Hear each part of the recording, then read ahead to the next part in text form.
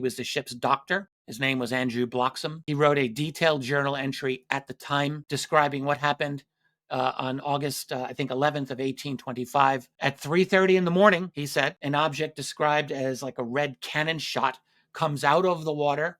It's glowing brightly, so bright, he said, you could pick a pin off the deck of the ship at 3:30 a.m. It rises, it's there for a bit, it lowers into the water, and then it does it a second time, rises and lowers into the water twice. So you're left with this. Now, if it was just one time, perhaps you could envision a naturalistic explanation. I don't even know what that would be.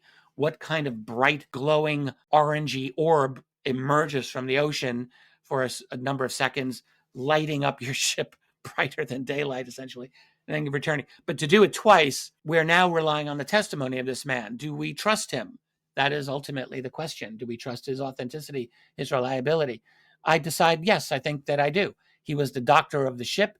He had ship's logs that were quite extensive, and he writes this one particular entry. That's unusual. So I read that. I think, yes, I'm going to include that. And in fact, I consider it a pretty good case. And also, I look for patterns, or I've come to look for patterns. It so happens that there are a fairly large number of USO cases that are marked by glowing orange-like spherical objects that are seen to emerge from the water or hovering very, very low above the water. It's quite a large number of them.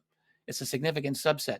So what Andrew Bloxam wrote in his journal of 1825 would fit in quite well with sightings that occurred 150 or more years later.